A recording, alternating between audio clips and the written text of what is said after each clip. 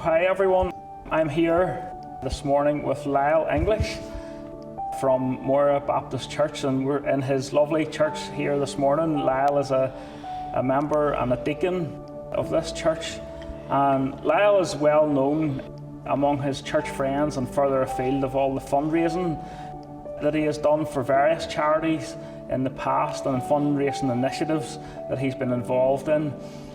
But earlier this year, Lyle took on the challenge of walking 76 miles for an organisation called Revival Movement Association.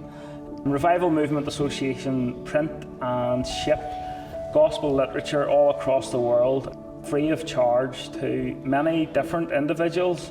So thanks for doing this interview, Lyle. Pleasure, David. How did you first hear, Lyle, about Revival Movement, and what inspired you to take on the challenge to support RMA? A number of our church members have been connected or involved with RMA over the years, even before I became really aware of it. And then Tim Allen, one Sunday morning, Tim is a member here and works for RMA, did a children's talk. He built his Bible story around that for the children using what RMA does.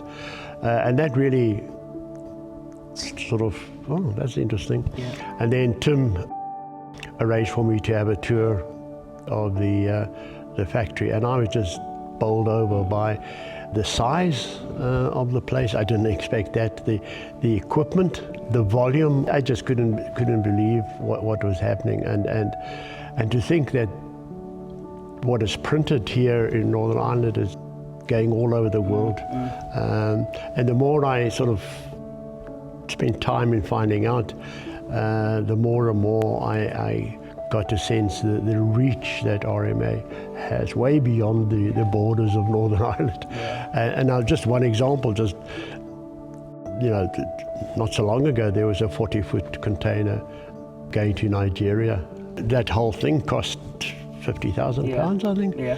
To think that container was going halfway across the world to help people in Nigeria spread the word of God, and that being made available free of charge, and that I just found that amazing. Yeah, powerful.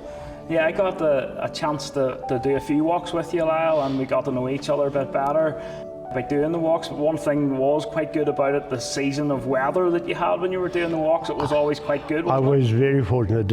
I didn't have any wet weather on any of the walks. When you were setting out to do the 76 miles, what would have been your biggest kind of challenge in your head? It wasn't really a challenge. I just had to plan, have a look at my diary and see what days I was available and what I'm not, and then just work away at it, 2, 3, 4 miles maybe, and then making sure I wasn't slipping back. I think the longest walk I did was 7 miles along the towpath. Yeah.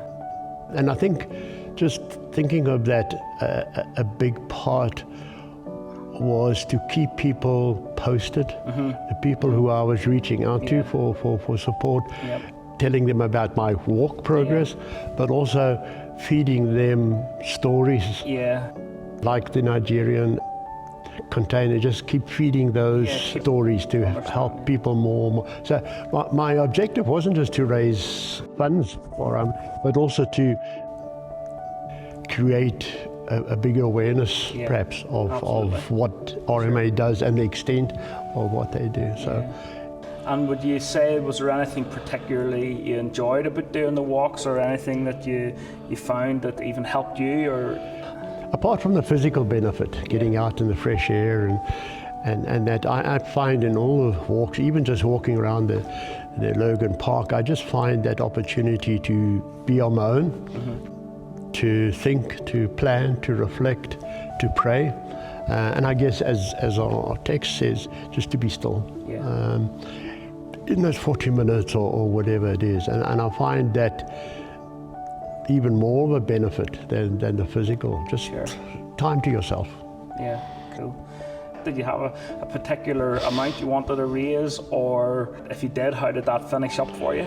Yeah, I'm always very sensitive in terms of setting a target, because I do 2 fundraising activities a year and have done that over the last couple of years. And I'm very conscious of I'm reaching out to the same people Yeah. to support me. Yeah. So I want to get as much as I can, Yeah. but without, Yeah. you know, so I started with 2,000, set a target for 2,000. Okay. And the way I saw the money coming in, Yeah. maybe I was cheeky Yeah. and moved it up. It's just amazing how people respond to an appeal like that. And, you know, from someone who donated £5 Yeah. a mite, Yep. you know, and I know coming from that particular person, that was a lot of money. Yeah.